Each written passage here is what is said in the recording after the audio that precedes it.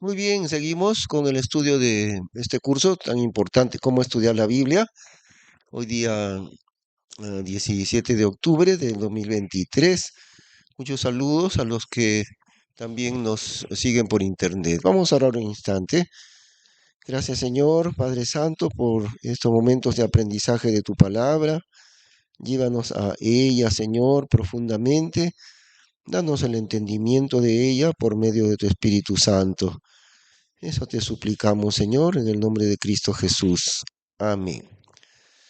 Muy bien, seguimos en esta sección de la naturaleza, ¿no? Cómo es que las cosas que ha hecho Dios en la naturaleza nos hablan profundamente de las cosas de Dios.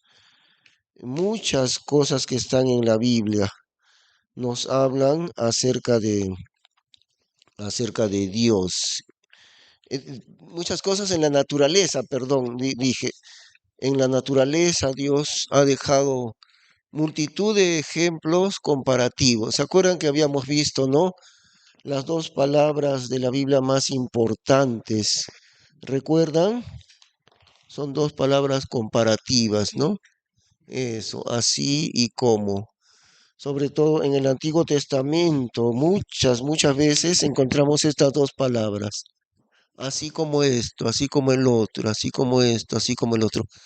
Cada vez que ustedes encuentren así y como recuerden esto, que Dios está usando comparaciones de la naturaleza para que podamos entender las cosas divinas por medio de la naturaleza. O sea, lo que Dios hace es esto, ¿no? Usa Dios lo que es conocido por nosotros para darnos a entender lo que es desconocido, o sea, las cosas invisibles, espirituales.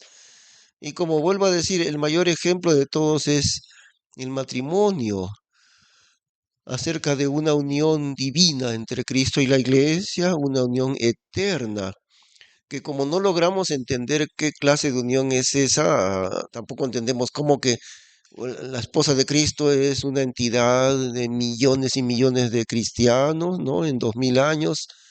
¿Cómo puede ser eso, no? Una sola esposa son millones de cristianos y Cristo es el esposo. Entonces, como no entendemos eso divinamente como es, entonces Dios nos ha puesto para entender eso el matrimonio.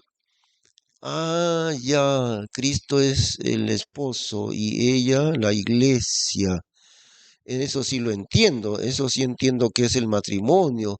Entiendo todos los aspectos de la unión matrimonial, incluyendo el aspecto sexual. Eso sí lo entiendo.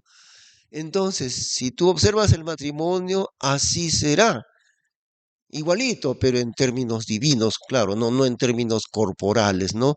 Sino en términos espirituales, así será la unión eterna entre Cristo y la iglesia. Ese es el mayor ejemplo de que Dios ha puesto en todo lo que está creado, lo que nosotros podemos observar en la vida diaria, lo ha puesto Dios para que entendamos lo que es espiritual, las cosas de Dios mismo. Muy bien, entonces habíamos visto ya las aves, ¿no es cierto? Creo que sí.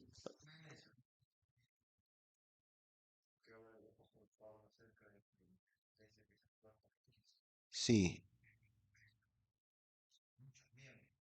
Ah, eso, sí, de veras, sí. Una diversidad muy grande de órganos del cuerpo, ¿no? Y así es la iglesia. Es cierto, tienes mucha razón, porque el cuerpo es uno solo, pero son millones de células. Eso, ¿no? Millones de células forman un solo cuerpo. Millones de cristianos forman la iglesia. Es muy cierto, ¿ah? Las aves, bueno, ya habíamos visto, ¿no? Que las aves son los espíritus inmundos. Eh, Hay un cuadro del infierno. Está en Isaías 34 y ahí en este cuadro del infierno están las aves. Isaías 34.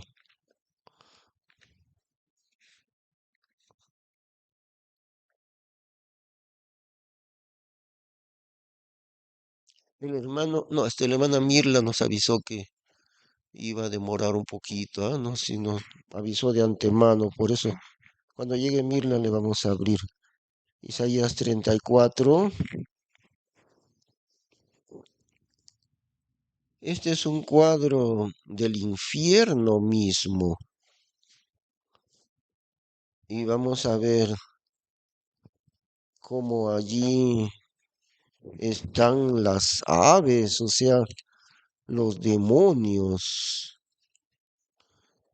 Veamos, Isaías 34. Naciones, allegaos a oír y escuchad pueblos, oiga la tierra y lo que la hinche, el mundo y todo lo que produce, porque Jehová está airado sobre todas las naciones y enojado sobre todo el ejército de ellas. Destruirlas ha y entregarlas ha al matadero, y los muertos de ellas serán echados por ahí, y de sus cuerpos muertos se levantará hedor, y los montes se desleirán por la multitud de su sangre, y todo el ejército de los cielos se corromperá, y plegarse han los cielos como un libro, y todo su ejército caerá como se cae la hoja de la parra y como se cae la de la higuera, porque en los cielos embriagará mi espada. He aquí que descenderá sobre Edom en juicio y sobre el pueblo de mi anatema. Avanzamos un poquito más de frente. Versículo 9. Y sus arroyos se tornarán en pez. Pez es la palabra antigua de la brea. Brea es eso, ¿ah? La brea ardiente. Y sus arroyos se tornarán en pez, y su polvo en azufre, y su tierra en pez ardiente. Ahí está, brea ardiente. No se apagará de noche ni de día, perpetuamente subirá su humo, de generación en generación será asolada para siempre. Nadie pasará por ella. Un cuadro del infierno. Y ahí vienen las aves, los demonios, y tomarla han en posesión el pelícano y el mochuelo, la lechuza y el cuervo. Ahora, estos son aves inmundas. Si ustedes han leído Levítico, porque como siempre les pregunto, ¿no? ¿Han leído este libro? ¿Han leído, se acuerdan en el libro? Si leemos Levítico en el Antiguo Testamento, también Deuteronomio, esos libros, hay una lista que Dios hace. Estas aves son limpias y estas aves son inmundas. Estos animales son limpios, estos animales son inmundos, ¿no? El cerdo era aborrecible ante Israel. Por eso en Europa muchas veces los que aborrecen a los judíos agarran un chancho, lo sacrifican y lo ponen en la puerta de la casa de un judío. Como ese es como un insulto para un judío poner un chancho en su puerta, ¿ve? Bueno, así, los animales inmundos para Dios y los animales limpios. Ahora, nosotros somos gentiles, no somos judíos, ni estamos en ese tiempo de la ley, por si acaso, ¿ah? Porque ahí los adventistas del séptimo día salen diciendo, no puedes comer chancho. Eso es absurdo, no tiene que ver con nosotros. Hermano, sí, seguro, sí, claro. Eso sería tan absurdo como decir los hijos de los cristianos tienen que circuncidarse, sí, tan absurdo como eso sería, ¿ve? No se aplica. Sí, los peces que no tienen escamas, son peces inmundos, pero había una división siempre entre animales limpios, animales inmundos, y en las aves también. Y estos son aves inmundas, son los demonios, es un cuadro del infierno, versículo 11. Y tomarla han en posesión el pelícano y el mochuelo, la lechuza y el cuervo morarán en ella. Por favor, me avisan si alguien toca la puerta, me avisan, ¿ya? El pelícano y el mochuelo, la lechuza y el cuervo morarán en ella, y extenderse ha sobre ella cordel de nada y niveles de vanidad. Llamarán a sus príncipes príncipes sin reino, y todos sus grandes serán nada. En sus alcázares crecerán espinos y ortigas y cardos en sus fortalezas, y serán morada de dragones y patio para los pollos de los avestruces. Ahí están todas las aves inmundas. Y las bestias monteses se encontrarán con los gatos cervales, y el fauno gritará a su compañero. Lamia también tendrá allí asiento y hallará reposo para sí. Allí anidará el cuquío, conservará sus huevos y sacará sus pollos, y juntarlos ha debajo de sus alas. También se juntarán allí buitres, cada uno con su compañera. Preguntad de lo que está escrito en el libro de Jehová, y leed si faltó alguno de ellos. Ninguno faltó con su compañera, porque su boca mandó y su mismo espíritu las congregó. Es decir, preguntad de lo que está escrito en el libro de Jehová. Examinen la lista de aves inmundas, dicen, ¿no? Y ved, ninguna de las aves inmundas falta. Ahí están, porque es un cuadro del infierno. Y ahí están los demonios, hasta el buitre con su compañera. Eh, entonces, eso hay que entender al esto.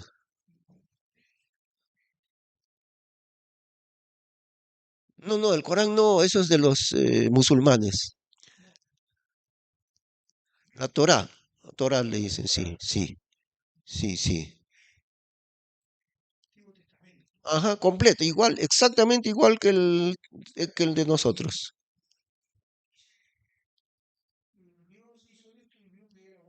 Sí, sí. Las aves inmundas.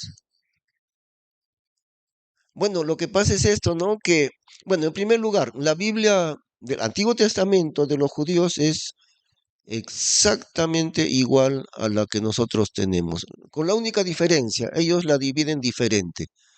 Por ejemplo, Reyes están, nosotros dividimos Primera Reyes, Segunda Reyes, ellos lo tienen en un solo libro.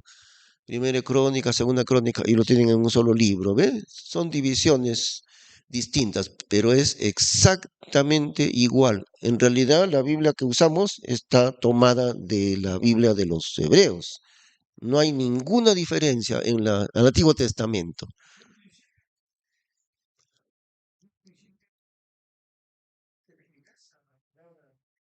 Bueno, el pueblo hebreo no.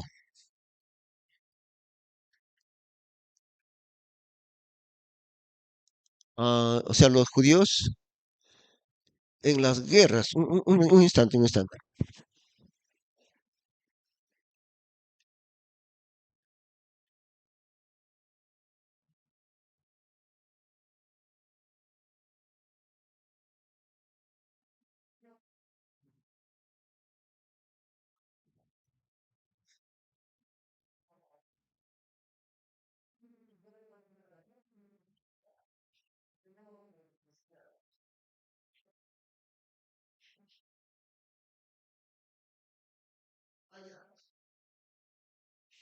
Así, hagamos. Bueno, hay dos preguntas de usted, hermano, ¿no? Una de ellas, en cuanto a no matarás, Dios dice no matarás, exactamente, pero también dice Dios, al que ha matado a su prójimo, los jueces lo matarán. El mismo Dios que dice no matarás, justamente por transgredir el mandamiento de no matar, por esa razón este hombre asesinó a su prójimo, él como asesino tiene que morir. No cualquiera lo condena, hay jueces, hay testigos, ¿no? Entonces, en las guerras también, Dios mismo manda, estos pueblos lo vas a exterminar. Miren, aprovechamos esto para la pregunta del hermano. Veamos en Génesis capítulo, creo que es en el capítulo 15. Génesis capítulo 15.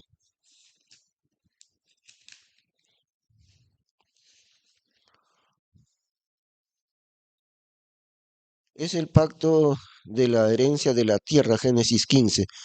Y ustedes recuerdan, cada domingo en la mañana hemos estado estudiando Génesis, ¿no? Aquí hace Dios un pacto con Abraham. ¿Toca? No, no. El pacto de la herencia de la tierra, ¿no?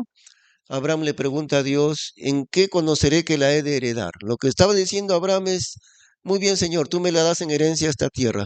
¿Dónde está el documento? ¿Dónde está el juramento? ¿Dónde está el pacto? Y el pacto de aquellos tiempos era, los dos contratantes pasaban juntos por en medio de animales sacrificados, a varios animales sacrificados mitad de cada animal a cada lado. Los dos contratantes pasaban por el medio. Una vez que los dos contratantes pasaban por en medio de los animales sacrificados, quedaba sellado el pacto. Inamovible era eso. Es como que vamos nosotros al notario, firmamos en presencia del notario, eso va a registro público, se acabó, eso nadie lo puede alterar, es un pacto legal, ¿no? Al tiempo de hoy, en el tiempo de Abraham así era. Y miren, vamos, Génesis 15, versículo 17. Y fue que puesto el sol hubo una oscuridad, y he aquí un horno de humo y una antorcha de fuego que pasó entre las mitades. Dios pasó entre las mitades sellando su pacto con Abraham. Dios pasó, ¿de qué manera? Por medio de una antorcha de fuego. ¿Eh? Y ahí está, Dios le selló el pacto a Abraham. Ahora, una cosa, en este momento Dios le dice a Abraham, este territorio será para ti. Versículo 7, y díjole, yo soy Jehová que te saqué de Ur de los Caldeos para darte esta tierra que le heredes.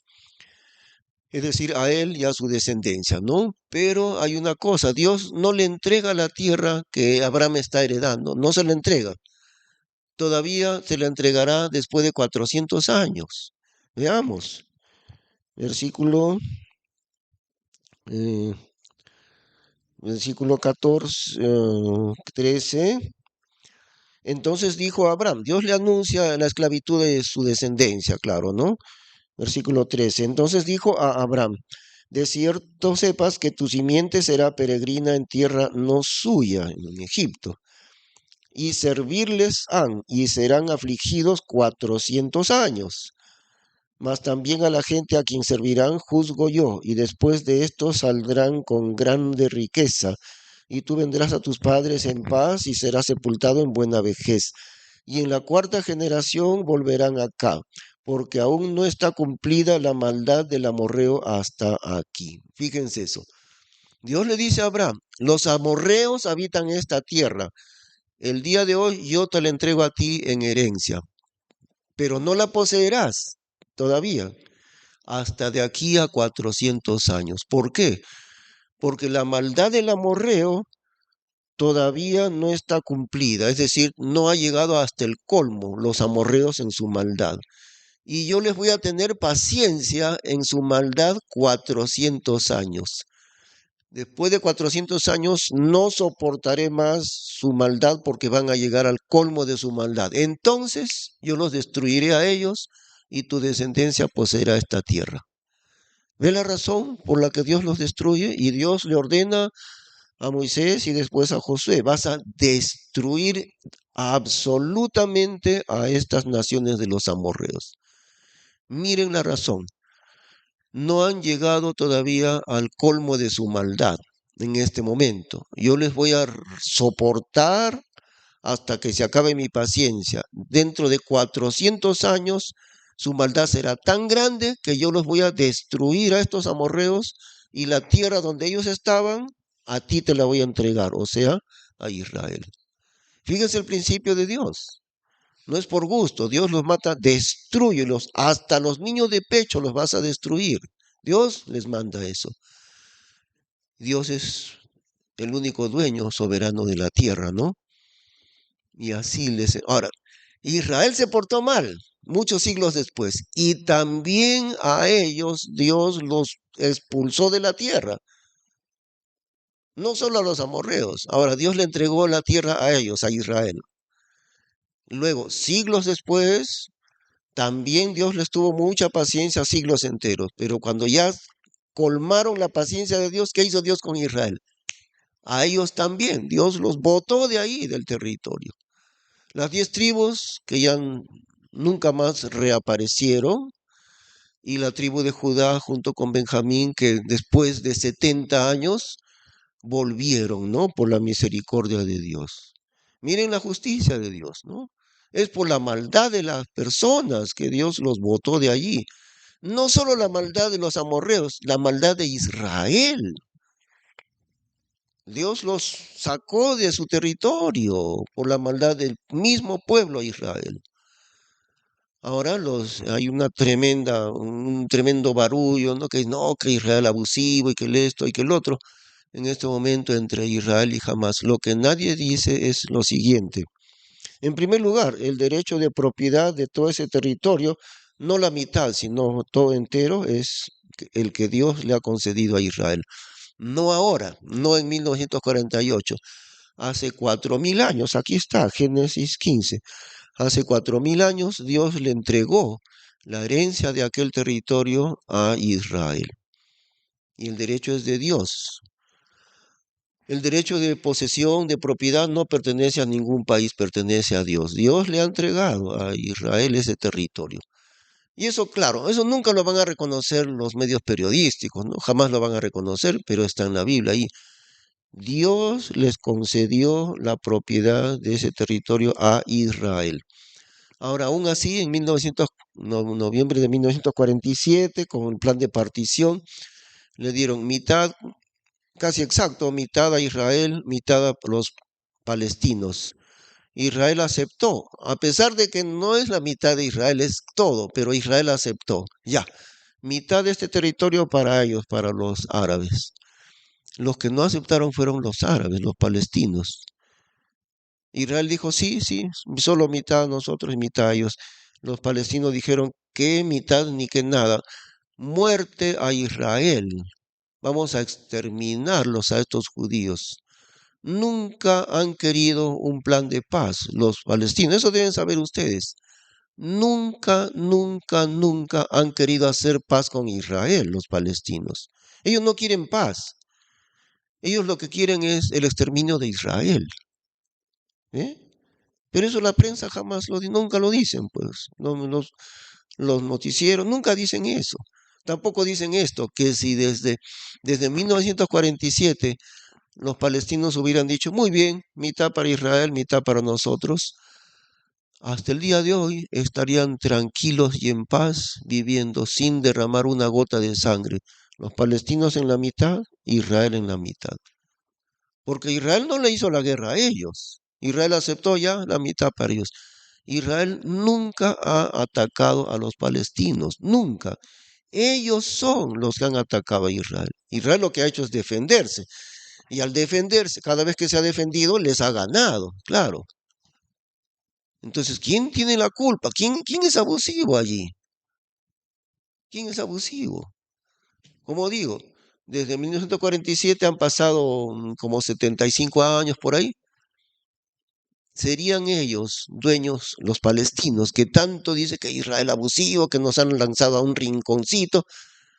Les han lanzado a un rinconcito porque ustedes han querido exterminar a Israel, por eso. Pero a Israel dijo, muy bien, mitad para los palestinos, mitad del territorio. Y como digo, y Palestina hubiera aceptado el plan de partición, estarían en paz, legalmente en paz, sin ninguna guerra, sin ninguna gota de sangre derramada. Hasta hoy serían dueños de la mitad del territorio. Eso nunca lo dicen los medios periodísticos. ¿Qué lo van a decir? ¿Qué lo van a decir? Odian a Israel, odian a Dios, odian la mayor parte. Las Naciones Unidas está llena de gente atea, enemigos de Dios y enemigos de Israel. Eso es las Naciones Unidas.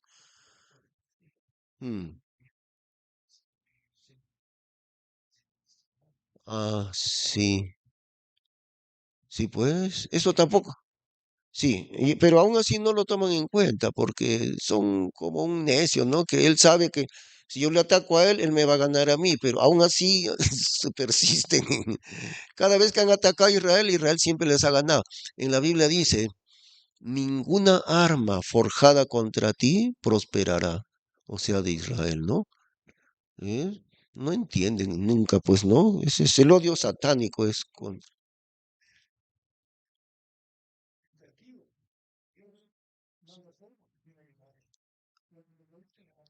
Sí, eso es cierto, sí, claro, claro. ¿Sabe que usted que en Tel Aviv hay dos ciudades que son campeones del orgullo gay? ¿Qué cosa es? Ustedes que es orgullo gay, ¿no? De los homosexuales. Las dos ciudades en el mundo entero son campeones de eso del orgullo gay. Son San Francisco en Estados Unidos y Tel Aviv en Israel, el homosexualismo en Tel Aviv, claro, sí, sí, sí, sí, sí, es cierto. No aceptarán a Cristo los israelitas hasta el día de la tribulación, recién, es cierto. Sí, bueno, lo que estaba diciendo es esto, ¿no? Que por qué Dios mandó matar, ¿eh? Por eso, por la maldad de la gente, por eso. Pero al hombre Dios le dice, no matarás. Pero si es Dios el que le está ordenando, vas a destruir a estas naciones, Dios mismo, ¿no? Eso es, bueno, es lógico, ¿no? Si el juez me dice, tú no puedes matar, excepto si yo te lo ordeno. Claro, Dios es el juez supremo, ¿no? Otra pregunta más, hermano, que usted estaba haciendo es, ya, dio Dios que todo era bueno, Dios todo lo que había hecho y era bueno en gran manera, ¿no? Completamente cierto. En la creación que Dios hizo, era bueno, no solamente bueno, era bueno en gran manera, pero el pecado trastornó todo eso. Por causa del pecado del hombre, Dios maldijo. Dios maldijo la creación. Y ahí vino la muerte del hombre, vino las enfermedades, sí, y no solo eso, la muerte en el reino animal. Unos animales devoran a otros. Todo eso fue producto del pecado del hombre. No era así. Ahora va a volver a ser original en el milenio, ¿eh? Las fieras. Dice, el león como el buey comerá paja. Nunca más el león devorará a otros animales, sino será como en el huerto de Edén. El león también comerá paja. La serpiente jugará, un niño jugará con la serpiente, porque la serpiente no le hará daño. Volverá recién a la creación original, ¿no? Es por el pecado que Dios maldijo la creación por el pecado del hombre. Fue por eso. Entonces, cuando Dios dice bueno en gran manera, pero luego una parte de la maldición de Dios es eso, las aves inmundas y todo eso, ¿no? Sí.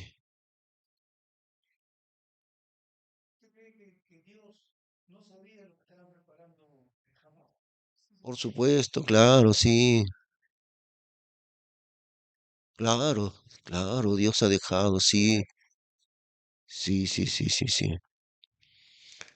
Dios lo ha permitido, es cierto, sí. Ujú. Dios lo permite, pero también Dios los defiende, ¿ah? En la guerra del Yom Kippur, justamente este ataque ha sido exactamente 50 años de la guerra del Yom Kippur, del año 73. Por eso han atacado ahí, al cumplirse 50 años.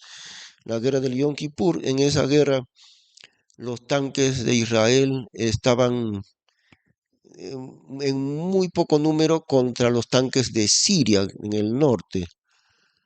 Y en los dos primeros días de la batalla de tanques es una batalla infernal, día y noche sin parar, tanque contra tanque. Los tanques sirios y los tanques israelíes quedaron menos de 10 tanques. Todavía no llegaban refuerzos. Y entonces yo he escuchado el testimonio del comandante de esos tanques que todavía está vivo, ¿no? Están reportajes en inglés. Y él cuenta, yo quedé con 6, 7 tanques nomás, yo era su jefe.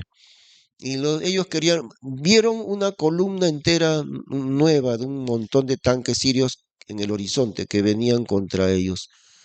Entonces, como eran menos de 10 tanques, ya ellos se querían escapar, pero como yo los mandaba a ellos, yo les dije, entre nosotros aquí no hay gallinas, vamos a avanzar. Y él dio el ejemplo y avanzó. A una muerte segura, pero él avanzó. Y los demás, como era el jefe, claro, le obedecieron, ¿no? Ya para morir, pues, ¿no? Venía una enorme cantidad de tanques sirios contra ellos. Eso era para morir. ¿Qué pasó en ese momento? Dios intervino directamente. Los cientos de tanques sirios que venían en el horizonte haciendo polvo, pararon, se dieron la vuelta y regresaron a su país. No avanzaron más, se retrocedieron y se fueron.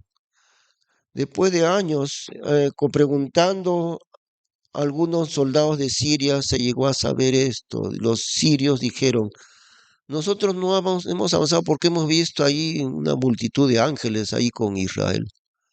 Por eso nos hemos dado la vuelta, por eso. Así han dicho, ese testimonio está en internet, ¿no? Y el que comandaba que eran menos de 10 tanques que quedaban, dijo así, por eso se retrocedieron. ¿Qué, qué- qué- qué- qué columna de tanques va a retroceder cuando apenas hay 10 tanques ahí y nosotros somos cientos de tanques? Es una locura. Ellos se retrocedieron porque vieron ángeles. Y usted sabe, ellos como son musulmanes, ellos, ellos creen también en los ángeles como musulmanes. Y ellos vieron eso y dijeron, ahí hay ángeles. No, vamos, vamos, vamos. Y se regresaron ante Israel. Y eso permitió que vinieran más tanques de Israel para reforzar. Y Israel salió ganando. Muchos milagros, que no me alcanza el tiempo para contarles, pero yo conozco esos milagros. Y eso es cosa de Dios mismo. Siempre ha sido así. Entonces, el día de hoy también, ¿no? Igual va a ser. Bueno, estábamos entonces diciendo, ¿no? Las aves. Hemos visto esto de las aves, las que están en el cuadro del infierno, Isaías 34. Bueno, eh, también ya hemos visto, ¿no? Que la paloma es un ave, es la única excepción, que es el Espíritu Santo. Am, Eclesiastés 10:20. Eclesiastés 10:20.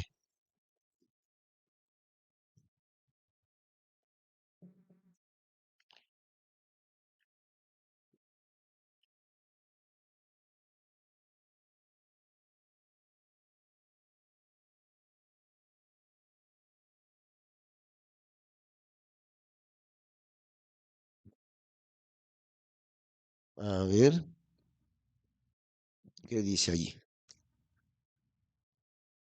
Ni aun en tu pensamiento digas mal del rey, ni en los secretos de tu cámara digas mal del rico, porque las aves del cielo llevarán la voz, y las que tienen alas harán saber la palabra.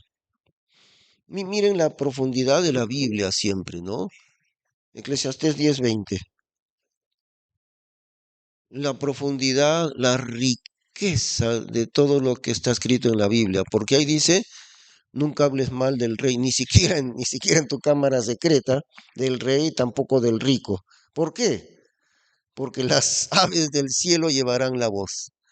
Los demonios le avisarán al rey lo que tú has dicho, y las que tienen alas harán saber la palabra. También es increíble, pero hasta en los dichos populares está eso que proviene de la Biblia. ¿Cómo sabes? ¿Cómo sabes que ha sucedido así? Me lo ha dicho un pajarito, ¿no es cierto? Un pajarito me lo ha dicho. Todo proviene de la Biblia, siempre. ¿Se acuerdan que les hablé del número 5? Algunos números en la Biblia tienen un significado, ¿no?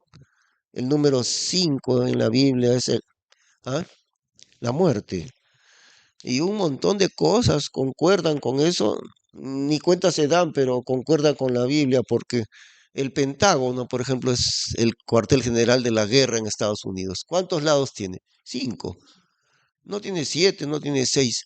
5 lados tiene el cuartel de la guerra. Bueno, la guerra es muerte, ¿no? El Pentágono. Hay una canción mexicana que dice, se llama La cama de piedra. El día que a mí me maten, que sea de 5 balazos. ¿Por qué no dice de 3 balazos o de 8? El día que a mí me maten, que sea de 5 balazos. La gente no lo sabe, pero todo eso viene de la Biblia. Los incas practicaban, y hasta ahora se ve en la sierra, muere alguien en la sierra el quinto día. Ustedes han oído eso, ¿no? El quinto día hacen el lavado de sus ropas del muerto. En el quinto día. ¿Por qué no en el séptimo día o en el cuarto? En el quinto día, porque tiene que ver con la muerte. Y así, muchas cosas que provienen de la Biblia. Me lo dijo un pajarito. Miren Eclesiastés 10:20, ¿no? no hables mal ni siquiera en tu cuarto ahí tú solito, porque las sabes, los demonios le van a pasar la voz al rey. Cuidado. Ahora había un sistema de internet, que ya cambió de nombre, pues, porque lo ha comprado Elon Musk, pero se llamaba Twitter. Twitter, Twitter es cuando un pajarito, pi, pi, pi, pi, dice el pajarito, eso es tweet, un tweet. El tweet es que un pajarito dice, ti, ti, ti, ti, ti, como cantan, ese es el tweet. El Twitter es el pajarito cantador, Twitter. Se llamaba Twitter, ahora se llama X. Pero cada vez que yo pensaba en el Twitter es siempre para llevar los chismes, ¿no? Porque dice que los demonios llevan el chisme. ¿Se dan cuenta las riquezas que hay en la Biblia? Cosas que ni siquiera nos imaginamos están ahí, provienen de allí. Eh, y ahí tienen ustedes un anexo en su... Hermano, présteme un favorcito, porque es que yo un poquito diferente está aquí. Présteme un anexo hay aquí, ¿ve? En las últimas páginas, dichos y palabras comunes. O sea que el mundo lo habla sin darse cuenta. Miren, en apéndice, dichos y palabras comunes. ¿No? Fíjense, dice ahí, dichos y palabras. Aquí está en la página 43. Todos esos son frases que el mundo las pronuncia, pero provienen de la Biblia, siempre. Ahí está. La mano izquierda no sabe lo que hace la mano derecha, andar por las ramas, el rey de la selva, estoy hasta el borde, el diluvio, el chivo expiatorio, todo eso proviene de la Biblia, ¿no? Un ciego guiando a un ciego, muchas cosas que la gente no se da cuenta que proviene de la palabra de Dios. Bueno, ahí nomás ya, gracias hermano. En el apéndice está. Ahora otros de los animales,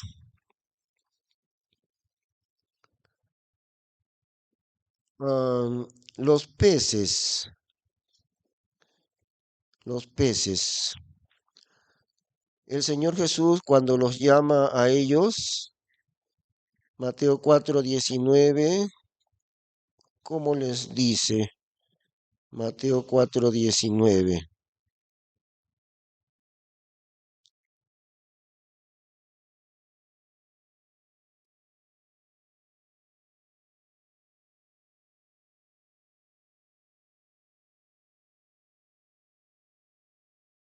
Y díceles, venid en pos de mí y haceros pescadores de hombres.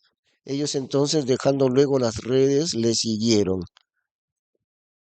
Os haré haceros pescadores de hombres. Quiere decir, los inconversos se comparan en este caso con los peces, ¿no? Los peces del mar. Y la pesca y el evangelismo son comparables.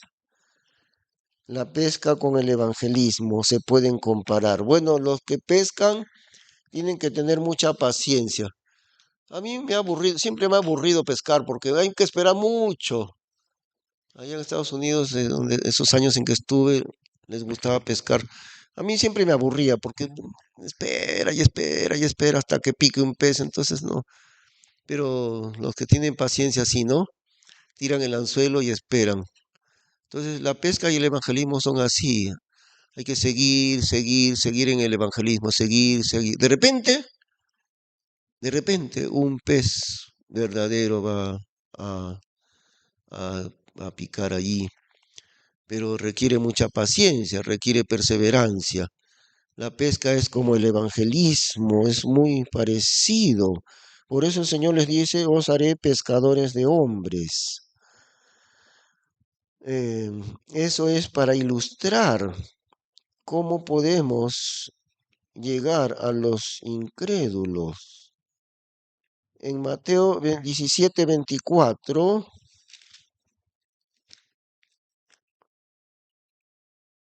cuando salimos a evangelizar podemos decir, vamos a pescar, ¿no? Porque eso es, vamos a pescar.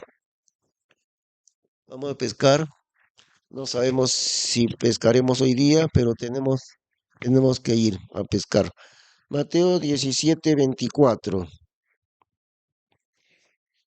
Sí, Mateo 17:24. Y como llegaron a Capernaum, vinieron a Pedro los que cobraban las 2 dracmas y dijeron, vuestro maestro no paga las 2 dracmas, o sea, el impuesto, ¿no? Y él dice, sí. Y entrando él en casa, Jesús le habló antes diciendo, antes que Pedro le avise del impuesto, el Señor Jesús ya sabía y, claro, milagrosamente, ¿no? Y le dice,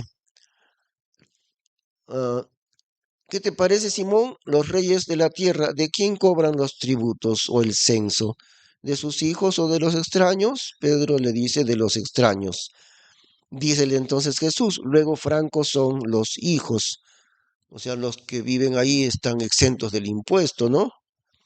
Mas, porque no los ofendamos, ve a la mar y echa el anzuelo, y el primer pez que viniere, tómale y abierta su boca hallarás un estatero, dásele por mí y por ti. Ahora, otra vez aquí se ve, hermanos, la increíble riqueza de la palabra de Dios. Qué riqueza de lo que nos enseña la Biblia. Porque lo que está diciendo aquí es esto, ¿no? Tú si tu iglesia está sufriendo mucho económicamente, entonces anda a pescar. Y cuando pesques, ese pez, o sea, ese incrédulo que se convierte a Cristo, vendrá con moneda en su boca. O sea, será un creyente que ofrendará. Y entonces ahí está lo de la crisis económica de tu iglesia. Anda a pescar y así, así solucionarás tu economía. Anda, pesca varios peces y el pez va a traer una moneda en su boca. Es increíble la riqueza de lo que Dios nos habla en su palabra, ¿no? Y así es verdaderamente, pues, ¿no? Una persona que se convierte al Señor será alguien que ofrende, que diezme, ahí está. Anda que no anda bien la iglesia, entonces anda a pescar, ahí está, anda a pescar y pescando vas a solucionar esa falta de economía de la iglesia. No hay que pagar. Jesús no tenía 2 dracmas para pagar, Pedro tampoco seguro, y le dice, anda, saca el primer pez que saca la moneda en su boca y con eso pagas el impuesto.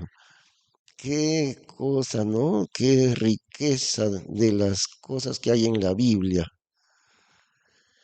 Muy bien. Eh, el hermano Jeff Adams, que no enseñaba este curso, que yo aprendí de él, de Jeff Adams, este mismo curso, cuando mencionó esta parte de un pez con moneda, dijo que para comprar equipos de filmación, en esos años, este curso originalmente él lo enseñó en el año 92, miren, hace 30 años.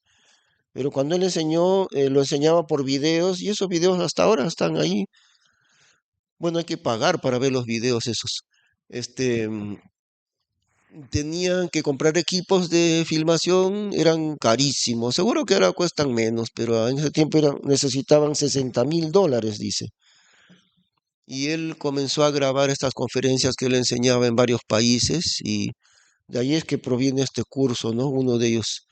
Y él dice que 2 hermanos dieron cada uno $30,000. No tenían dinero, pero un hermano dijo, yo voy a poner $30,000 para los hispanos, porque lo ha hecho para la gente hispana, estos videos.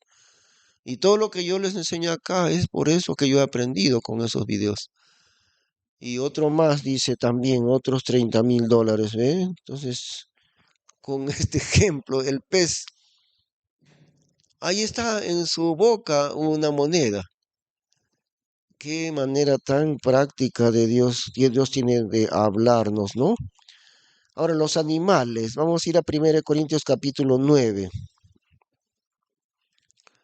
1 Corintios capítulo 9.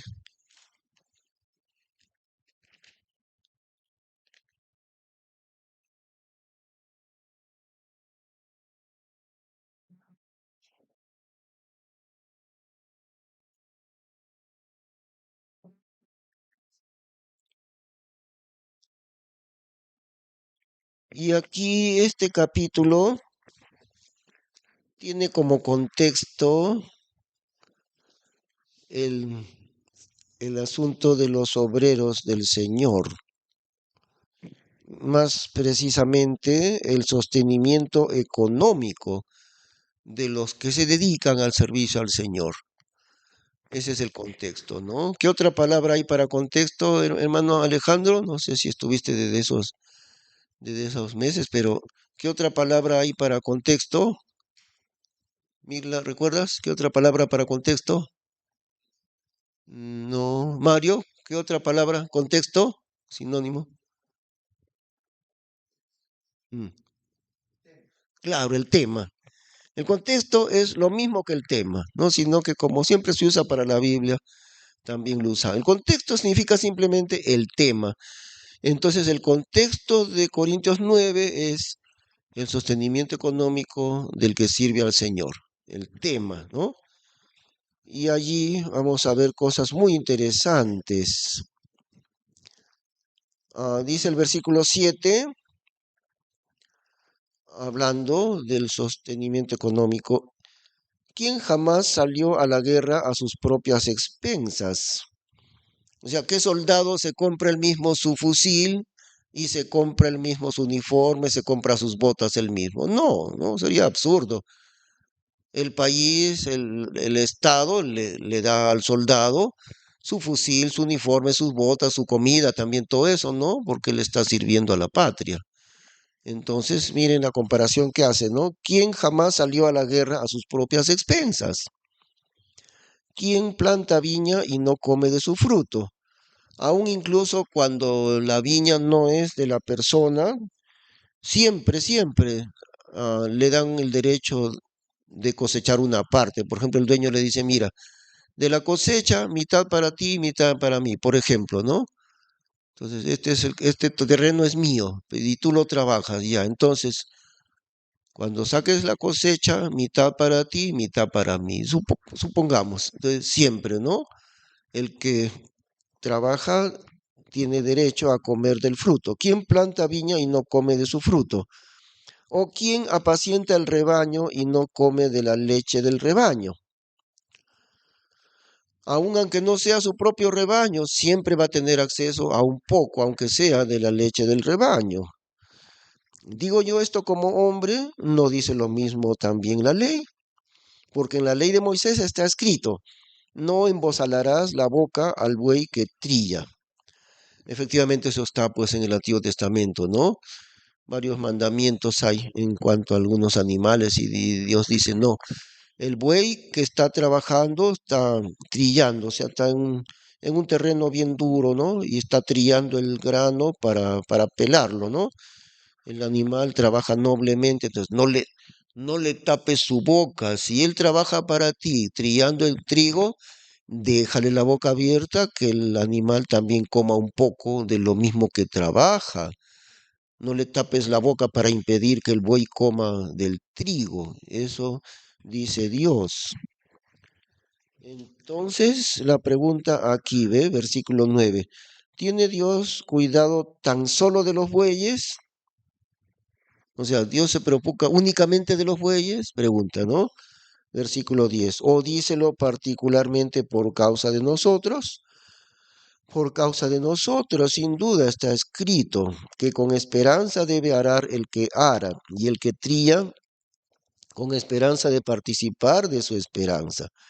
Si nosotros os sembramos las cosas espirituales, ¿será gran cosa si segaremos vuestras cosas carnales?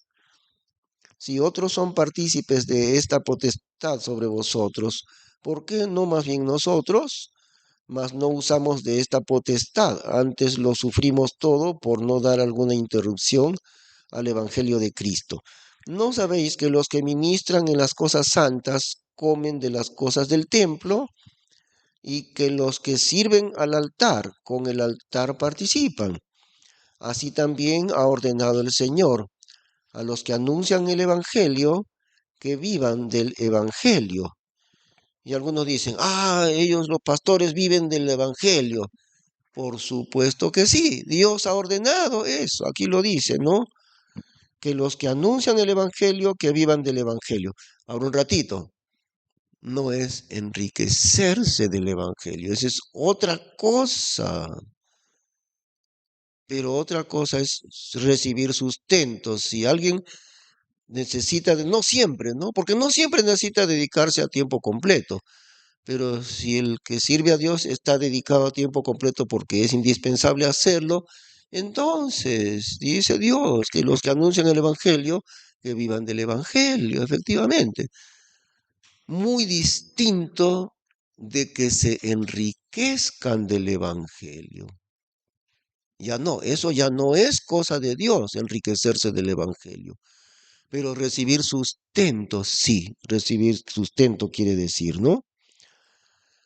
Y bueno, pero la parte que veíamos es lo de los bueyes. Miren cómo Dios compara al obrero de Dios con los bueyes, porque de eso es nuestro tema ahorita, los animales. El buey, como yo no conozco mucho del campo, y yo le pregunté a un tío mío y le dije, ¿cuál es la diferencia entre el buey, el toro y el buey? Cuando el toro ya cumple un año, por ahí creo que me dijo cuando cumple un año, o sea, ya está jovencito, recién crecido. Cuando cumple un año lo castran, o sea, le quitan pues los testículos, ¿no? Y al quitarle los testículos hay un desequilibrio hormonal y toma mucha fuerza. Pero mi tío me dijo, porque él sí conoce del campo, me dijo, no, la mayor diferencia, ¿sabes cuál es? Me dijo, el toro es agresivo, el toro es peliche, el toro es machito, a todos quiere cornear el toro. Y el toro nunca se deja que el hombre lo maneje, lo haga trabajar. El toro es puro peliche, no se va a dejar que el hombre lo haga trabajar, el toro. Pero el buey sí, el buey sí. Con el castrado, el toro se vuelve mansito. Eso me dijo. Y él sí conoce el campo. Qué interesante.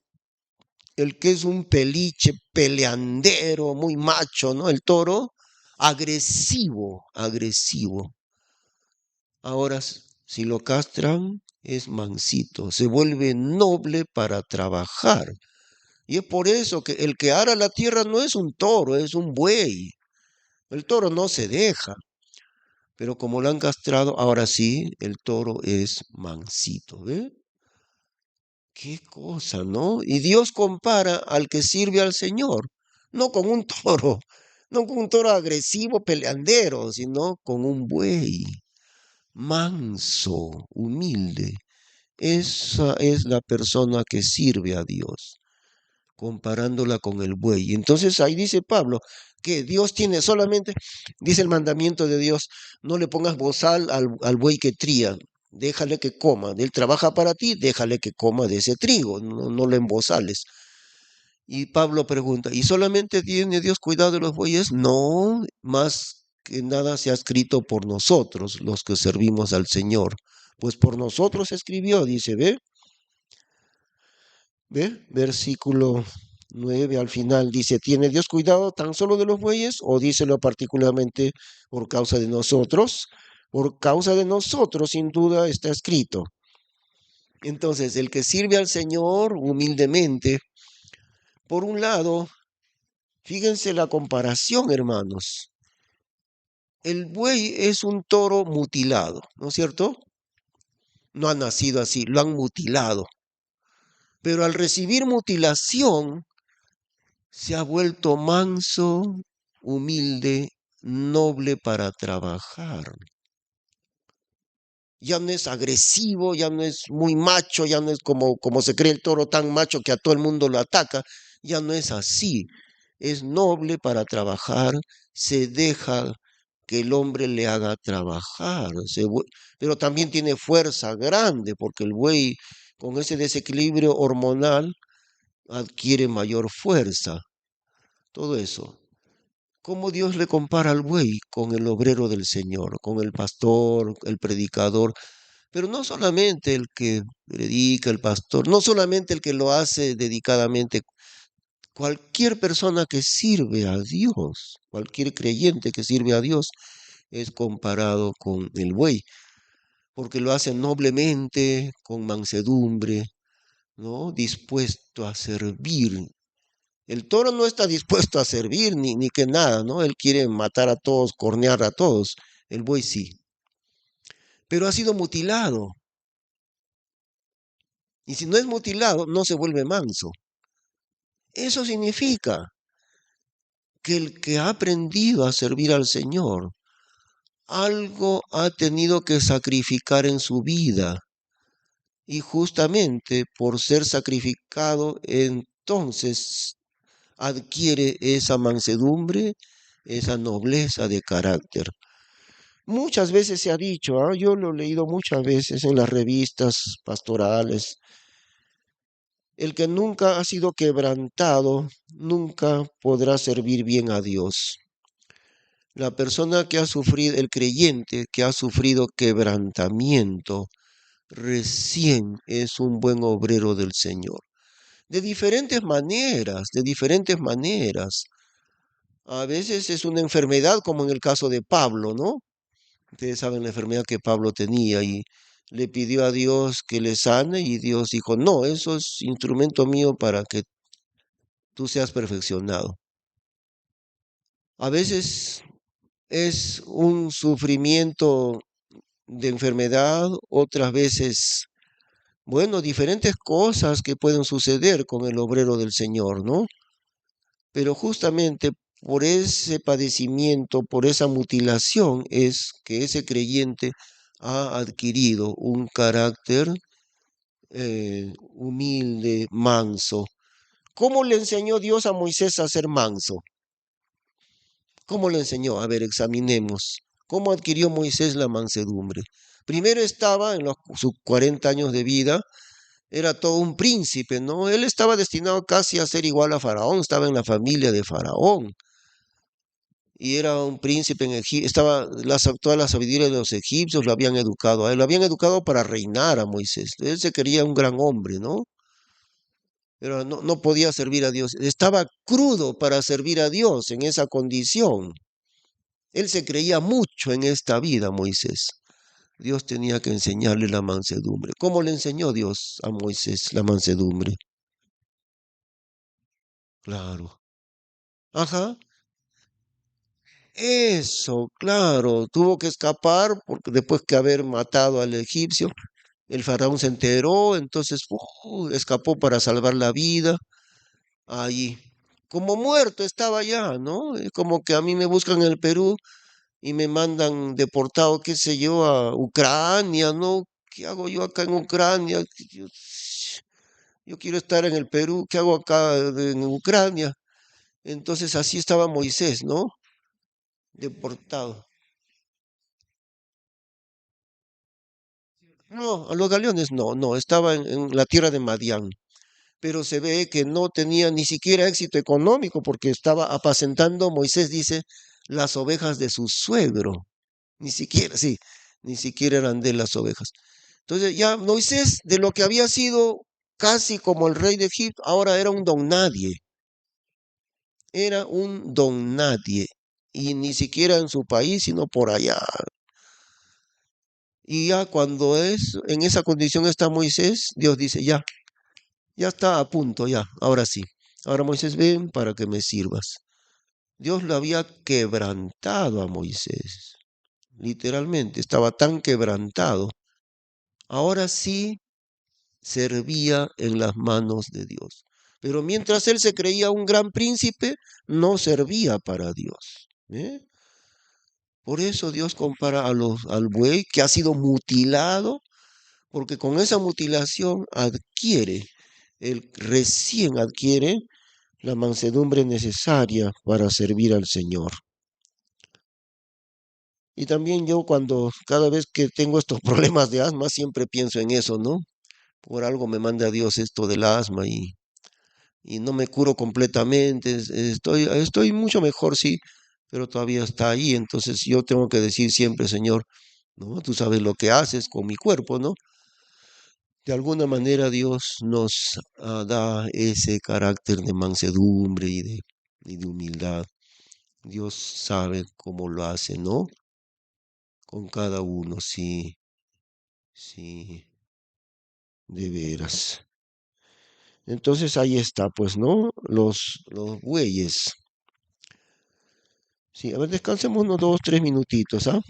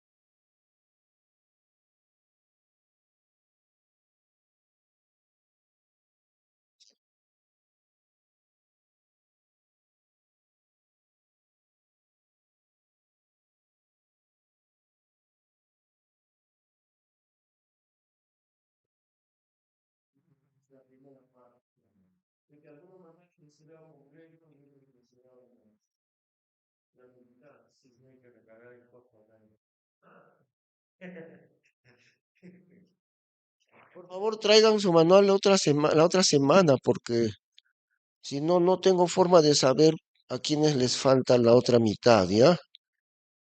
Además, yo espero que tomen notas ahí también. Muy bien. Otros animales, ya hemos visto lo del buey, ¿no? Otros animales.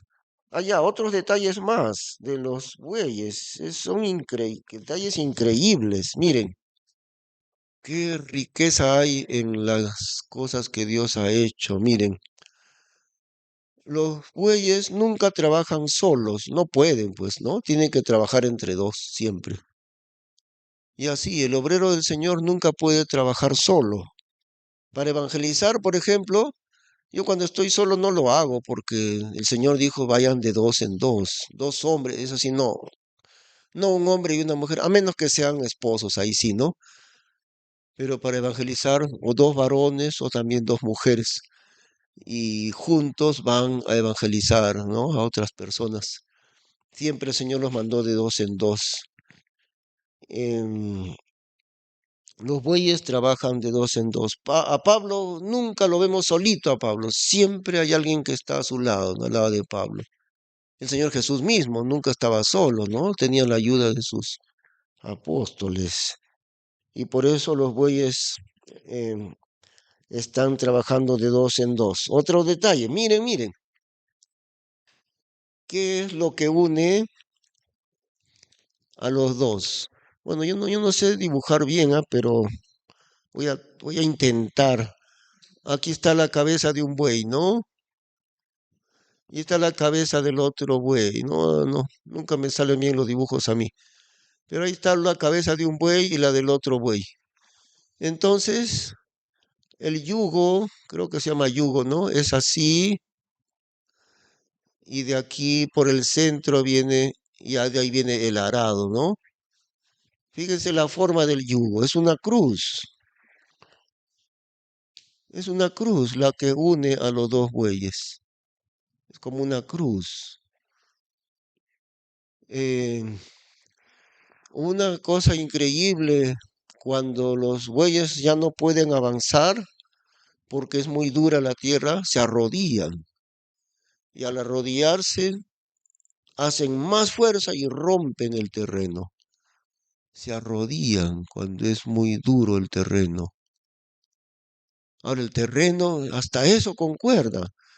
El Señor Jesús en la parábola del sembrador dice, la tierra es el corazón de los hombres.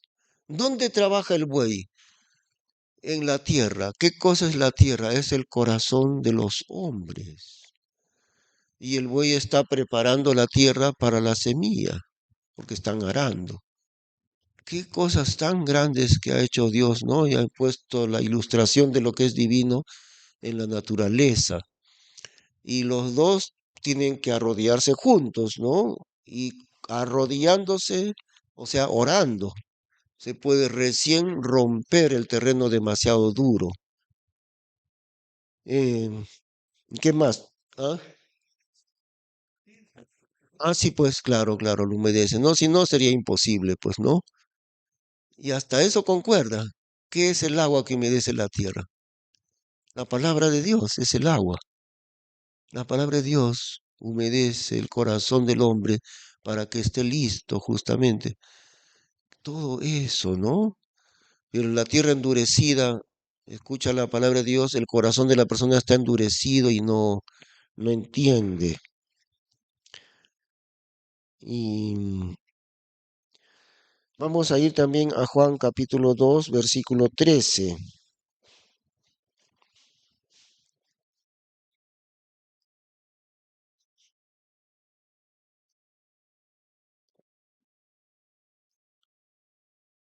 Juan capítulo 2 verso 13.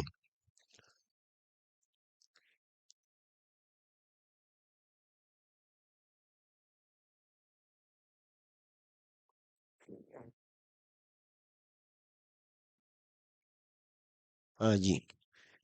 Y estaba cerca la Pascua de los judíos y subió Jesús a Jerusalén. Y halló en el templo los que vendían bueyes y ovejas y palomas, y los cambiadores sentados, y hecho un azote de cuerdas, echólos a todos del templo y las ovejas y los bueyes, y derramó los dineros de los cambiadores y trastornó las mesas. Y a los que vendían las palomas dijo, quitad de aquí estas cosas y no hagáis la casa de mi padre casa de, casa de mercadería. Entonces se acordaron sus discípulos que estaba escrito, el celo de tu casa me comió.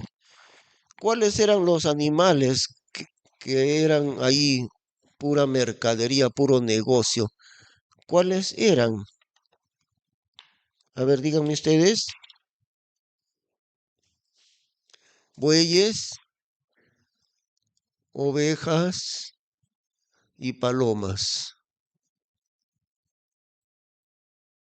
Ahora esto tiene una aplicación doctrinal, por supuesto, ¿no? Su aplicación doctrinal, ¿cuál es? Que en ese tiempo y ahora también se hace mercadería en las iglesias, se hace mercadería con los obreros del Señor. El hermano Jeff Adams dice que él conoce a misioneros que han trabajado aquí en América Latina, entonces él, cuando se han ido los misioneros, le dicen a otro misionero, te vendo la iglesia con pastor y todo, y con congregación y todo. Imagínense, pero eso es real, ¿no? La otro misionero le deja y ya te queda para ti la iglesia y el pastor y los hermanos y todo. Sí. Sí. ¿Qué vendía? Ah, ya, ya, ya, ya, de música, ¿no? Ah,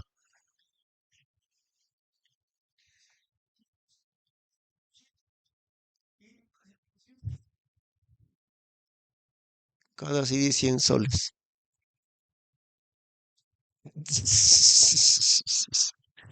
Qué barbaridad. Wow. Sí, sí. Miren el lucro que se hace y hasta hoy es igual. Lucro con los pastores, ¿no? Lucro con los creyentes, porque las ovejas son los creyentes. Y lucro con el Espíritu Santo. Es la Biblia tan realista, tan práctica en eso. Y ahí está, pero no lo comprendemos, ahí está escrito, ¿no? Las aplicaciones tan grandes de la palabra de Dios. El Señor los botó a latigazos y le dijo, no hagáis de la casa de mi padre casa de mercado. En, en otros países, aquí también, pero en Estados Unidos más, le dicen, ¿tú cuánto ganas en tu iglesia? Tanto. Mira, como yo soy de la junta directiva, de la denominación, yo te puedo poner en una iglesia donde vas a ganar el triple. Pero eso sí, ya sabes, a mí me das mi comisión, porque yo soy el que te voy a transferir a la otra iglesia. Eso es lo que hacen. Y el que está allí dice, ah, ya voy a ganar el triple. No le importa que la voluntad de Dios fue que yo esté aquí, eso no le importa, lo que le importa es cuánto va a ganar. O sea, todos están metidos en hacer negocio de la obra de Dios, o sea, del Espíritu Santo, porque le dice, ya, ya, ya, ya, me pones en la otra iglesia donde voy a ganar el doble, triple, ya, muy bien, muy bien. ¿Cuánto tengo que colaborar para que me pongas en esa iglesia? ¿Qué cosa está haciendo? Haciendo negocio del poder del Espíritu Santo. No está pensando, Dios me colocó aquí y no tengo por qué salir de aquí porque este es el lugar donde Dios me puso. Él no está pensando eso, lo que está pensando es dónde voy a ganar más. Está negociando con la palabra de Dios, o sea, con el Espíritu Santo. Y también hacen negocio con los creyentes y con los pastores. Ahí está escrito en la Biblia todas esas cosas tan malditas realmente, ¿no? Bueno, sí. Ish,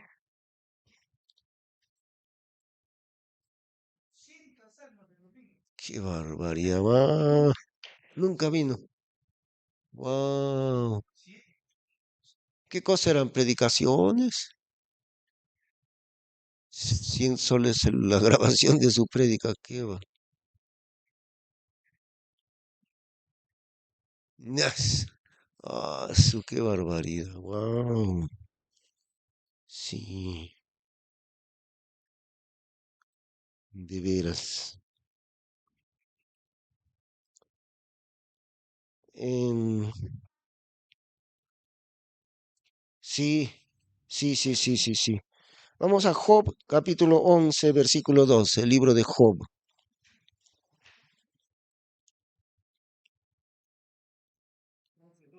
Sí, Job, capítulo 11, versículo 12.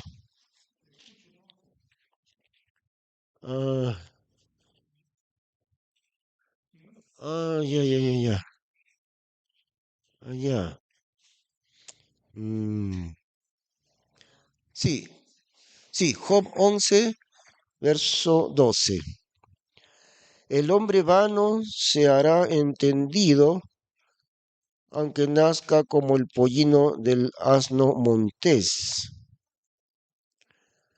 Es decir, el hombre natural es como el asno.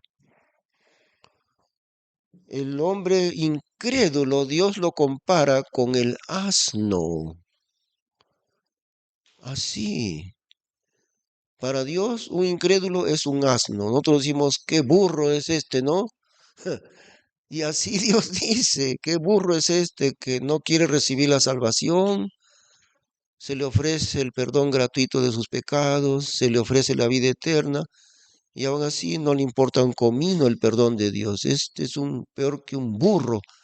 Entonces, eso es lo que Dios dice del hombre incrédulo, ¿ve? También hay otros pasajes. Éxodo 13, versículo 11. Éxodo 13, versículo 11.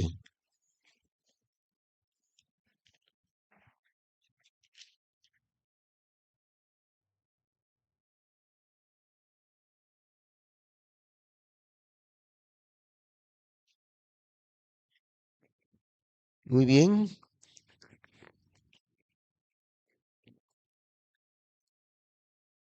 Y cuando Jehová te hubiere metido en la tierra del cananeo, como te ha jurado a ti y a tus padres, y cuando te la hubiere dado, harás pasar a Jehová todo lo que abriere la matriz, y todo primogénito que abriere la matriz de tus animales, los machos serán de Jehová. Es decir, consagrando a Dios el primogénito, ¿no? De los animales, pero también de los hijos. Y de los animales, el primogénito es consagrado a Dios. Si es que es macho, todo el primogénito que abriere la matriz de tus animales, los machos serán de Jehová. Ahora fíjense esto, verso 13. Mas todo primogénito de asno redimirás con cordero, y si no lo redimieres, cortarle has la cabeza. Asimismo redimirás todo humano primogénito de tus hijos. Porque Dios dice, el primogénito de tus hijos es para mí, es consagrado a Dios. Entonces de tus hijos, el primer hijo lo vas a redimir. Claro, como no me lo puedes entregar, entonces lo vas a redimir, quiere decir, vas a dar el valor de la consagración de tu hijo primogénito, me lo vas a dar a mí, a Jehová, al sacerdote seguramente, redimiendo la consagración de tu hijo primogénito. Y en cuanto a los animales, todo primogénito de tus animales, pero, pero, si es un asno, lo redimirás con cordero. Yo no recibo como consagrado el primogénito de asno. Eso yo no recibo, dice Dios. Para que me consagres el primer hijo de un asno, lo vas a cambiar con un cordero en vez del asno. Es decir, el cordero, el incrédulo es un asno, pero se redime al convertirse a Cristo, se vuelve cordero. Ya no es asno, ahora es cordero. Y el cordero son los que creen en el Señor, ¿no? Las ovejas son los creyentes en Cristo. Pero el asno no. Y Dios dice, no me ofrendes asno, lo redimes, o sea, lo cambias, ese animalito asno, lo cambias con un cordero y me lo consagras. Al incrédulo, no, lo redimes con una oveja, ¿no? Con un creyente. Fíjense, ¿no? La oveja sí es el que sigue a Dios, el creyente, pero el asno para Dios no, ese es un incrédulo, es el asno. Qué profundo es esto en realidad. Y, y todos los animales Dios los recibe, ¿no? Todos los otros, menos el asno, porque el asno es el incrédulo.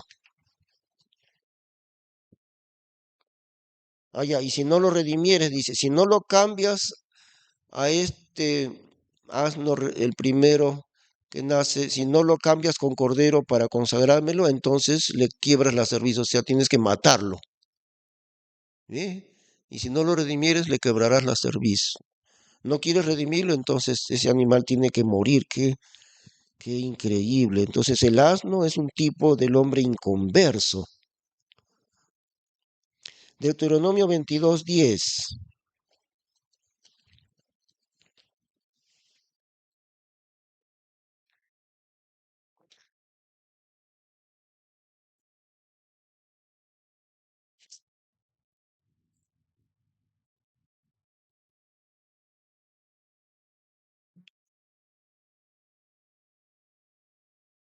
Deuteronomio 22:10.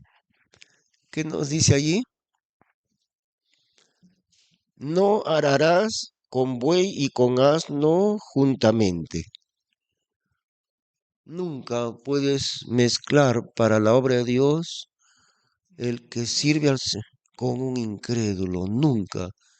Y nunca involucres a un incrédulo en la obra de Dios. Fíjense, ¿no? No ararás con buey y con asno juntamente. Yugo desigual, pues, ¿no? Por eso es también que una creyente con un incrédulo que se casen también es imposible para Dios eso que resulte bien. O un hombre, un joven creyente con una chica incrédula, tampoco, es lo mismo. No ararás con buey y con asno juntamente. Ahora, eh, segunda de Pedro capítulo 2.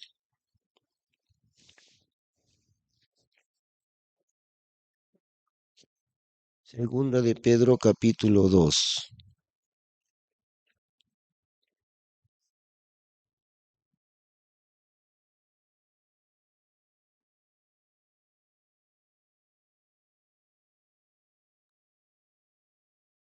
A ver.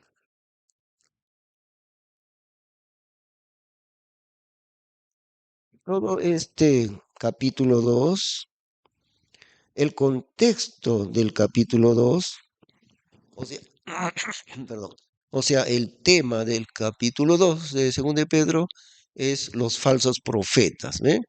¿Cómo comienzan? Empero hubo también falsos profetas entre el pueblo, así como habrá entre vosotros falsos enseñadores que introducirán encubiertamente herejías de perdición y negarán al Señor que los rescató, trayendo sobre sí mismos acelerada perdición. Y muchos seguirán sus perdiciones, por los cuales el camino de la verdad será blasfemado. etcétera. Todo el capítulo 2 habla de los falsos maestros. Entonces, culmina el capítulo diciendo en el verso 22, miren cómo termina, empero les ha acontecido a los falsos maestros lo que por un verdadero proverbio se suele decir, el perro es vuelto a su vómito y la puerca lavada es tornada al revolcadero del cielo. Entonces, allí está calificando a los falsos maestros como perros y las falsas mujeres, falsas enseñadoras, ¿cómo las califica? También, ¿no? Como puercas, chanchas. Los falsos maestros, Dios le llama perros. Ahora, ¿qué dice en Filipenses? En Filipenses dice algo que parece pues intrigante, ¿no? Filipenses 3:2.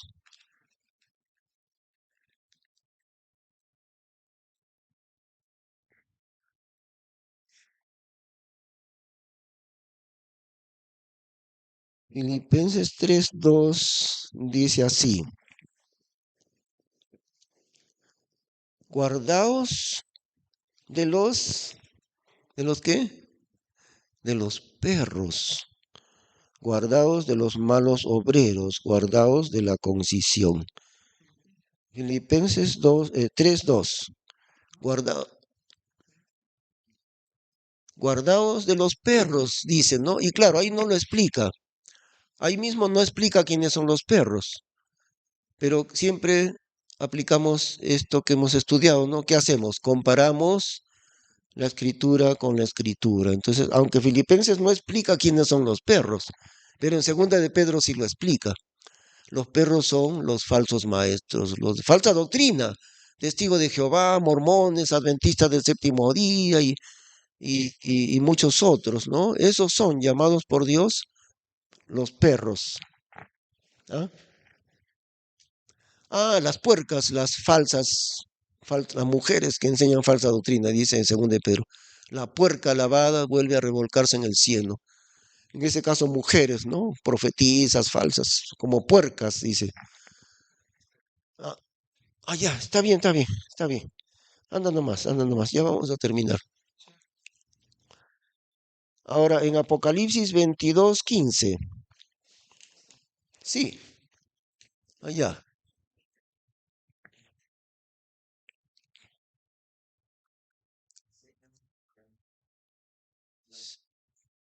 Sí.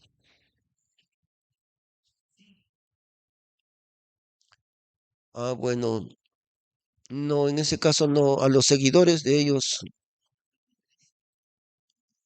bueno, no haya un término para ellos, ¿no? Pero podemos entender esto, ¿no? Que en lugar de seguir a un pastor verdadero, están siguiendo a un perro, ¿no? Entonces los que lo siguen están bien fuera del rebaño del Señor, ¿no? Porque no están siguiendo a un obrero de Dios, a un pastor, están siguiendo a los perros.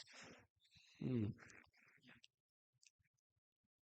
Sí, sí, porque al enseñar falsa doctrina, de hecho, de frente ya no son creyentes verdaderos, son falsos maestros. Acá abajo hay en Chosica, por allá, un poquito más allá de Plaza Vea, dice, Iglesia, Dios es amor. Todos esos que vienen de Brasil son falsos, son esos que vienen de Brasil. Ajá, sí, sí, sí. Tienen sus seguidores, sí, pero todos están en el mismo error, todos están perdidos, porque les enseñan, claro, sí, sí, nadie puede ser salvo si le han enseñado pura falsa doctrina, no, están igual todos. Ahora terminamos con Apocalipsis 22:15, Revelación 22:15.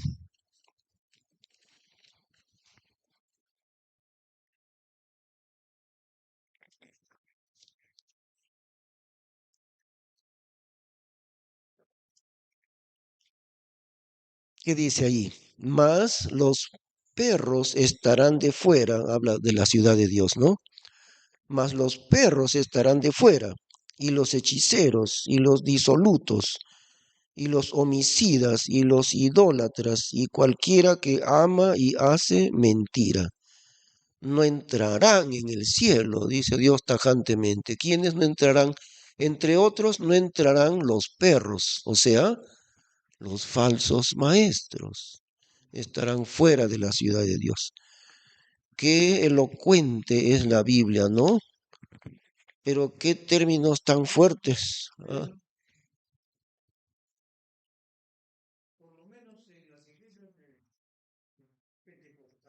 Así, sí. Ah, sí. Peor. Sí, sí, sí, sí, sí. Sí, claro. Ni los curas mismos saben.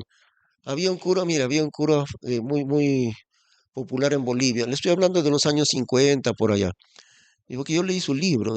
Se llamaba el José María Rico, se llamaba. Él se convirtió al Señor.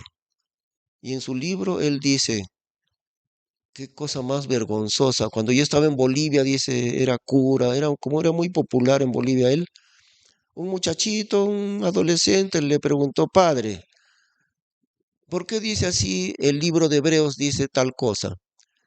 Y mire la ignorancia de él, ¿ah? Era todo un líder, un cura dignatario católico. ¿Sabe que él se llenó de vergüenza? ¿Sabe por qué? Él no sabía si el libro de Hebreos era de la Biblia o era cualquier otro libro. No sabía. Tal era su ignorancia. El muchacho le pregunta, ¿en el libro de Hebreos dice así?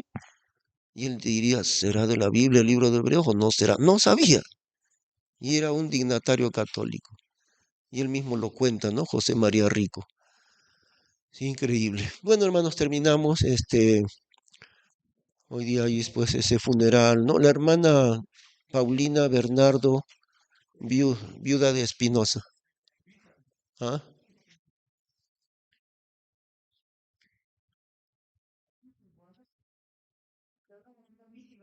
Ay, ay, ay, ay, ay.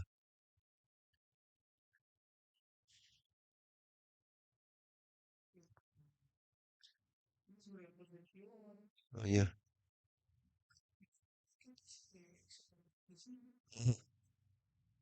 Sí, sí, sí, sí. Ahí mismo se dio cuenta de que él iba a hablar. ¿No, Sí, pues. Ajá. Ellos saben eso. Sí, es cierto.